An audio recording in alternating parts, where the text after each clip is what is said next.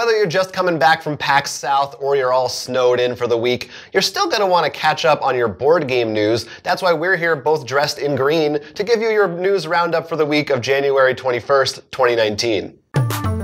Speaking of PAX, Dungeons & Dragons and Pin Arcade have announced they are going to make an Acquisitions Incorporated Dungeon Manual. This is based off the podcast with the very similar name, in which you will be able to franchise your own branch of the Finders Corporation.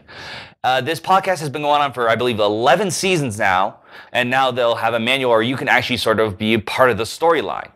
This is probably going to be very exciting for a lot of people because, as you said, 11 seasons, that's a lot of time. It's a lot of time, none of which either of us have ever listened to. No, that is true. But I think for a lot of people, it could be, even this is more of a funny thing. And I do like the idea of Wizards making these more weird books of spreading out. Like we mentioned a while ago, the Magic the Gathering world. I think it really takes D&D and shows how you can be a bit more creative and weird with it. The one thing I do hope they do is I do think there should be a little note in the very beginning saying, your playgroup may not be as entertaining as the podcast. Please be careful. That's an important note for any book. If people listen to Critical Role and things and they're like, this isn't as fun. I'm not a professional voice actor. But no, I think that the really big, exciting thing about this, beyond be fans of the property, is what you said, is that this is the first time they've had an officially licensed Wizards of the Coast non-original D&D property book, like outside of the Wizards line itself, which is very, very cool. And they were even saying that they were originally going to kickstart it, and Wizards was like, why don't we just help you and put it out for you? So, I mean, that opens up a whole world where if it's successful, who knows what kind of weird books we might get in the future. Right. I mean, people have asked if they're going to do more of this, and obviously it's like, if it's good, which yeah, makes sense. I hope it's good, and once again, because that also gives you more options. Even if you aren't like a big fan of the podcast, having a book like that with any of the D&D books, maybe like, we'll allow this race from the Magic thing, and maybe this guild setup from this book. It allows, I think, just gives everyone more options, which I think overall is a good thing. Yeah. As long as you have good players at your table. And imagine how crazy this must be for those guys who imagine just creating a world for D&D, and then now it's canon in D&D. Is it actually canon in the universe? That's a good question. I don't know if they would actually consider it canon. But official, I think, is still a big deal. Things people can actually buy and play. Like, what an insane dream come true. It's interesting also because earlier they announced the Legacy game, too. Clank. Yeah. Yeah, the Clank version. So I wonder if we're going to see a whole bunch of Acquisition Incorporated Monopoly, and all these other properties. I can only hope.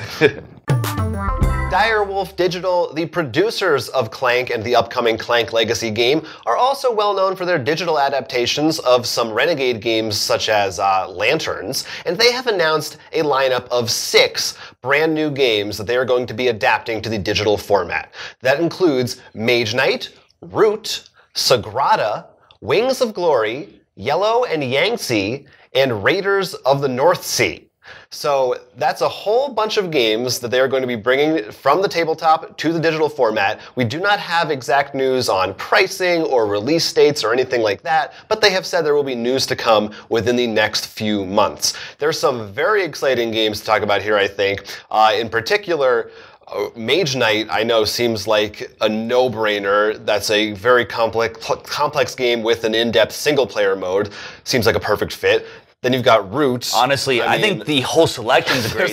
There isn't any I feel like whatever these games are well-known ones. They're big deals, I feel. They're very big. I mean, Roots definitely an interesting one because that game's so asymmetrical. It'll be much easier for new players to get into it without having to learn all the different rules, and it'll tell you this is what you can and can't do. Or, you won't make the mistake I did and forget to keep your bird cards out. Right, you won't be able to do that. I think Sagrada is also a good one, again, for the reason of that seems like a great game just for solo mode to have on your tablet. Yeah, I've had a lot of fun playing the solo mode with that one. I mean, I also just like that too for the dice and physical, but it'll still be very pretty and colorful. Mm-hmm. You actually probably, because it's digital, when you put the dice in, maybe it makes not a square, but like a shard, so it actually looks like whatever the picture. That would be cool. That could be in it. You could do a lot of fun stuff with obviously digital. No, this is really awesome, and I think an increased digital board game is always great because that can bring more people in, especially if you're finding players sometimes, it's a lot easier. Like, for example, we were snowed in. We could play a game then instead of just being like, well, game night's ruined, that kind of deal. Yeah. I mean, and like Root is a great example of a game where it doesn't work as well without the full set of 4 we found, or at least 3. So it'd be great if they had like a good AI system, so you could have birds if you don't have a player there to be the birds or what have you.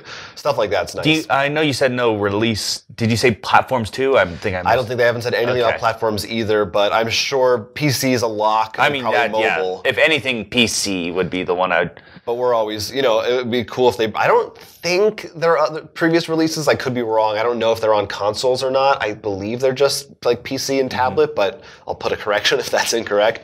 But it's always cool to see them come to the home consoles as well. Well, we'll also have to see now with the new launcher, Epic has. Maybe they'll show up there instead. Maybe they'll have some weird exclusives there. I know they've been trying to push Steam around. So right, who knows? Yeah, but definitely some really exciting titles, and clearly they're stepping up their game, Direwolf. So what digital games would you like to see them bring, or games into digital versions? Yes, you.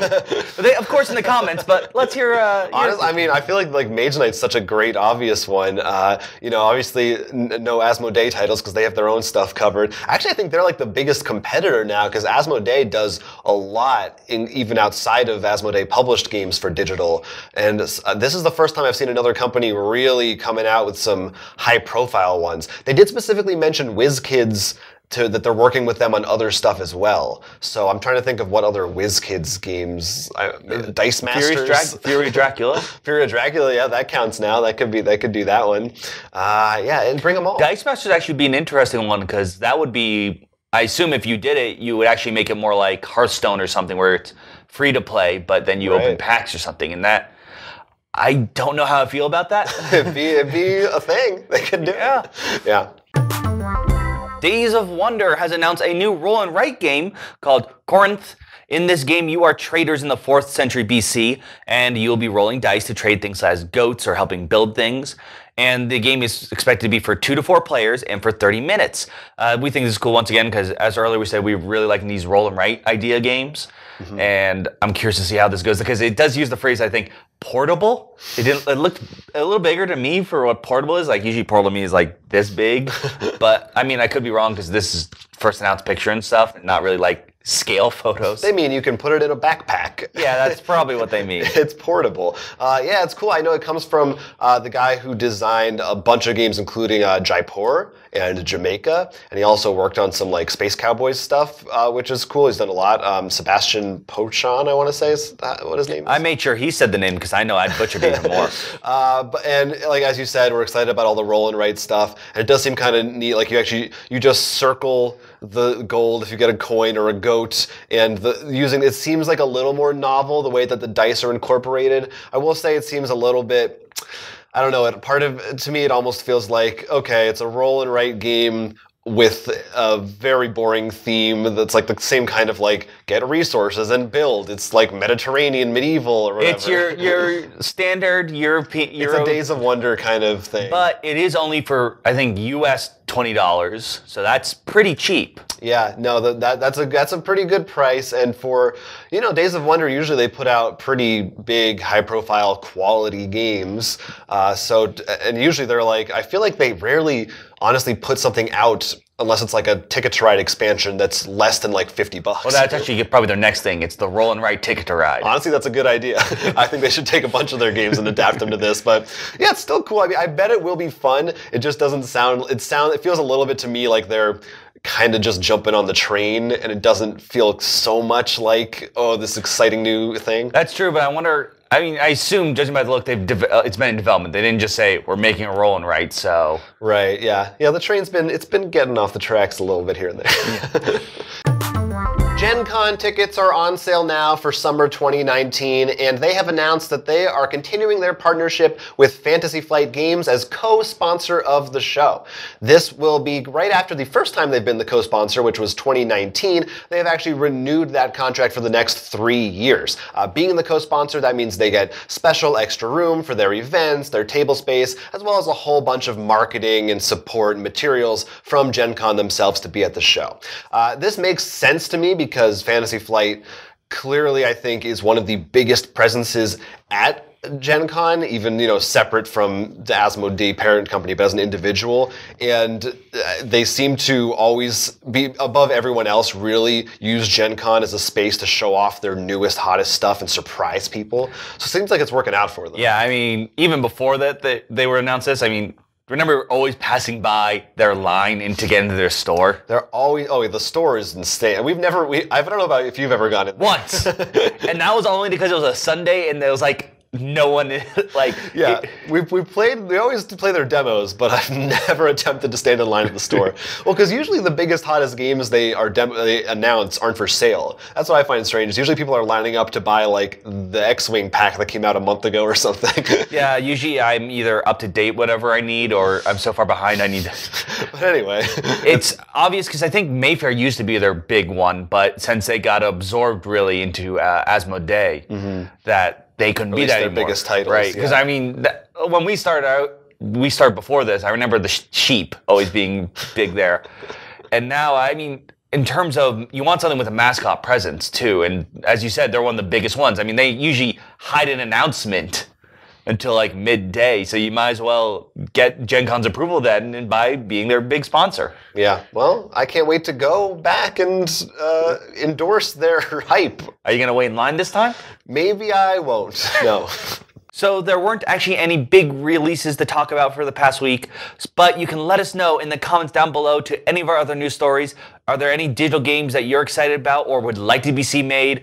Are you worried or happy with Fantasy Flight continuing to support Gen Con? You can let us know in not only the comments down below, you can email us, Instagram, Facebook, not on Gen Con support site, maybe someday. But until then, I'm Will. I'm Jonathan. And this has been Roll for Crit News. Make sure you click the like and subscribe buttons so you get more board game content from Roll for Crit. Do it. Do it now.